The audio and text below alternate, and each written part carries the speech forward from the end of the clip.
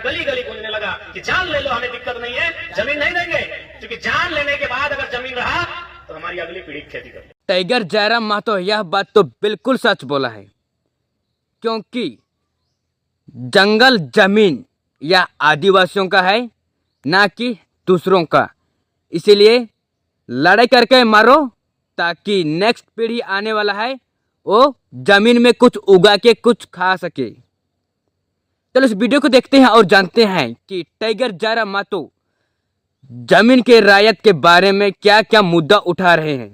विस्थापन पर अगर धनबाद, बोकारो, हजारीबाग के सीमा में, रामगढ़, मांडू के सीमा में अगर विस्थापन ना भेटलाए तो झारखंड राज्य भी अलग ना भेटलाए 20 साल 25 साल बाद भेटलाए तो झारखंड राज्य आज अलग भई के हमने सामने अलाए और में वो विस्थापन के दर्द भी बहुत बड़ा कारण है। चूंकि 1970 के बाद जितना भी नेता शामिल भले झारखंड अलग राज्य करे के लड़ाई में उस सब के संबंध विस्थापन से, उस सब के संबंध विस्थापित एरिया से अलाए, विस्थापित व्यक्ति से अलाए, तब जाके झारखंड राज्य के निर्माण भले। तो इसलिए जे झारखंड के जाने चाहा है और विस्थापन के जाने, बिना विस्थापन के जानल झारखंड राज्य की अलग लड़ाई कभी नहीं समझ सकता।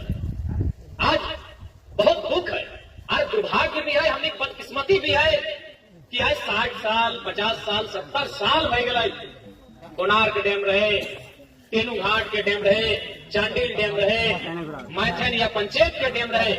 आज 70 60 50 साल के बाद भी विस्थापित अपन हक के लिए, अपन अधिकार के लिए, नियोजन मुआवजा पुनर्वास के लिए आज भी धरना में बैठ रहा है। बड़ी दुख के बात। अब बिल्कुल जितना जमीन चाहे प्रबंधन के, जितना जमीन के प्रबंधन के जरूरत है और से कई गुना ज्यादा जमीन एक्वायर करे के काम कर ले, चाहे वो कोणार्क डैम रहे, चाहे वो बोकारो के बीएसएल रहे, चाहे सिंदरी के एफसीआई कारखाना रहे, जमीन से कई गुना ज्यादा, चाहे टाटा जमशेदपुर रहे जगह पूरा दुनिया पूरा वर्ल्ड जाना है 15,000 एकड़ जमीन एक्वायर कर लाए, जबकि आज तक 100 साल के बाद भी टाटा मात्र 3,000 एकड़ में काम कर सकता है।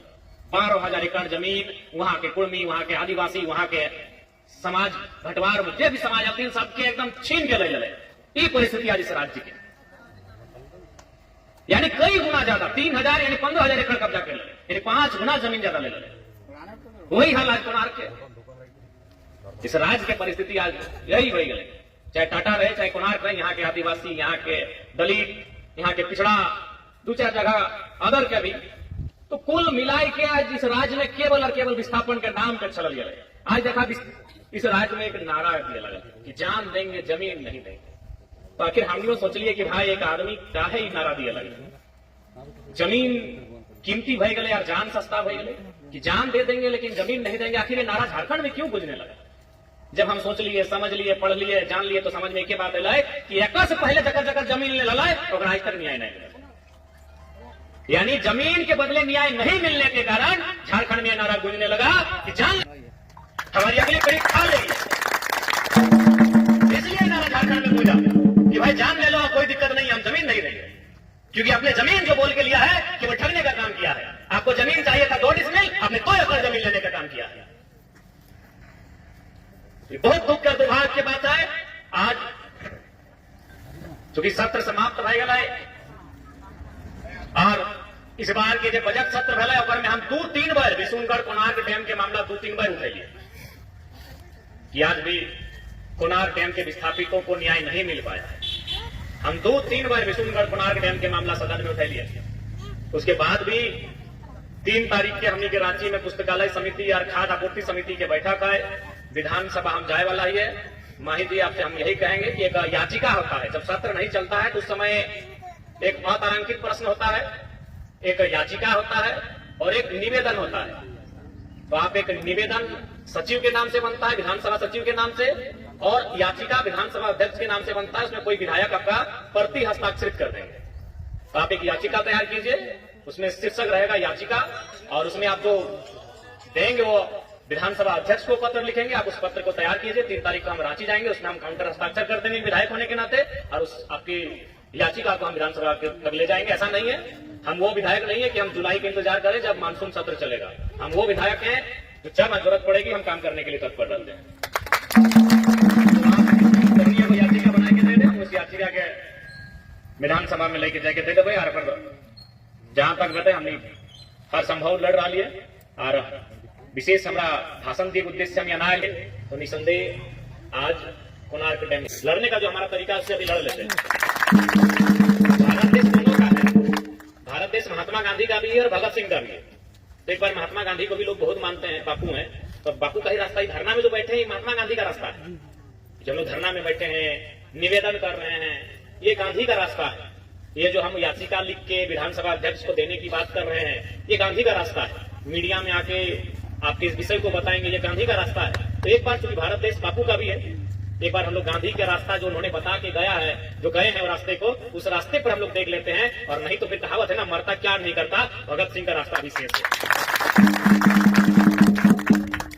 सड़ के मरे से अच्छा लड़ के मर गए, सड़ के ये तो मरिए रहा ना, अगर जमीन और क्या मोच गई रहा है, सड़ के मर रहा, तो सड़ के मरे से अच्छा लड़ के मर गए। लेकिन एक बार प्रयास कर ले, लेकिन प्रयास कर ले, सड़ के मरे से अच्छा लड़ के मर गए। मरना तो तय है, विस्थापन से विस्थापन तो एक मौत के ही बराबर व्यवहार है। विस्थापन परिवार के जीवन तो मौत के ही बराबर व्यवहार है। एक तो जमीन उदला योजना में ओकरा जमीन भी नहीं मिला, कागज पत्र कुछ नहीं, जाति आवास कुछ नहीं बन रहा, न घर के न घाट के, विस्थापित न घर के न घाट के, न तोर किधर बुतरू पढ़ सकल हो कोनो कागज के माध्यम से, ना ही तोरा कोनो नौकरी में जीवे तो कर्जा देखा के कुछ मिलता है। तो विस्थापन की जिंदगी तो ऐसे भी जीते जी मौत बन गए। तो आज अगर विस्थापित अगर न्याय मिला है गांधी के रास्ता से तो बड़े बहुत बढ़िया, और ना तो भगत सिंह का रास्ता इसी देश में तैयार करने की आवश्यकता है। ताकि सवाल आने वाला पीढ़ी क्या है, सवाल आने वाला पीढ़ी क्या है। आज अगर मान के चल इस लड़ाई के लड़ते लड़ते हमने जान चल भी गए, इस लड़ाई के लड़ते लड़ते हमने जान हमने प्राण चल भी गए, तो कम से कम आने वाला पीढ़िया खटखाना कहते, आने वाला पीढ़िया कम से कम हरवा जोत के धनवा उगाए के पेटवा भरता है, अपन घर परिवार पहुंचता है। लेकिन अगर हमने लड़बे ना कर ली, बिना लड़ले अगर मारी गला सड़ सड़ के, आने वाला पीढ़ी बेकार हो गई। इसलिए नियम से बात हुए अगर माने, और ना तो फिर एक बार जोरदार आंदोलन करता है, उसी प्रकार के आंदोलन करता है जिस प्रकार के आंदोलन शिवा महतो टिकलाल महतो के टाइम में हुआ, उस प्रकार के आंदोलन की तैयारी करने की आवश्यकता है। और ये धरती विशुनगढ़ के धरती तो वीर के धरती रहा, विशुनगढ़ के इतिहास हमेशा मैंने गौरवशाली इतिहास रहा है। यहाँ हजारों हजार संख्या में आंदोलनकारी होते, बलकमक्का गांव में तो एक गांव में 7 आदमी के शहादत के किस्सा है। तो विशुनगढ़ का धरती हमेशा वीरों का धरती रहा है, हमेशा गौरवशाली धरती रहा है। लेकिन बीच में थोड़ा समय ऐसा आई गया कि आखिर कितना लड़िए, बतिया हटे भैया नहीं कितना लड़िए, लड़ते लड़ते थोड़ा सा ये बात सच्चाई है कि आज हम थक गए, लड़ते लड़ते हमने थक के लिए आज हमने की आवश्यकता फिर से अपन थकावन के दूर करके अपन लड़ाई के फिर से तैयार करके आवश्यकता है। और निसंदेह हमने बोला लियो, सड़क में जरूरत पड़ता है सड़क में भी साथ हो, धरना में जरूरत पड़ता है हम धरना में भी साथ हो, और सदन में तो हम है ही हो, सदन में तो हमारा सवाल सरकार के बाप ने दिए पैदा, हमारा सवाल को तो सरकार बाप दे रहा देख रहा कि नहीं। 2 मंत्री खड़ा हुआ है, फिर भी अध्यक्ष महोदय 2 नहीं 12 मंत्री खड़ा हुआ तो हम संतुष्ट नहीं हो पा रहे। देखिए कर लाके नहीं, इरफान अंसारी हमारे सवाल को उत्तर दे, स्वास्थ्य मंत्री मुख्यमंत्री खड़ा है दिए रहे, और किसाने के मीटर लग गया, एमएसपी और 1 किस्त में भुगतान वाला मामला है। तो सदन में तो खैर हमारे जवाब को उत्तर खोजे नहीं पा रहा, सब पक्का है। देखिए जैसे हम जी वो अपनी बात रखे, माननीय अध्यक्ष महोदय पाला हटेगा तो जरा बाबू टाइम को देखिए, मालूम है इसको टाइम देंगे तो धोती को टपेट खोलते हैं।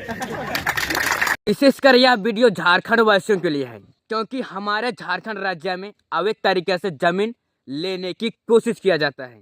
तो झारखंड वासी अगर पढ़ाई लिखाई नहीं करेंगे तो यही प्रॉब्लम होगा। इसीलिए अगर आप लोग बड़े लोग देख रहे हैं तो अपना बच्चों को जरूर स्कूल भेजिए और घर में भी जरूर कुछ ना कुछ सिखाइए, ताकि वे अपना मुद्दा उठा सके। नहीं तो हमारा जमीन को ऐसा ही ले जाएगा, हम लोग कुछ नहीं कर सकते हैं। केवल पढ़ाई ही एक ऐसा चीज़ है, एक ऐसे हथियार है जो हम लोग दूसरे से लड़ सकते हैं। अगर वीडियो अच्छा लगा तो लाइक एंड सब्सक्राइब कीजिए और अपने दोस्तों के साथ जरूर शेयर कर दीजिए।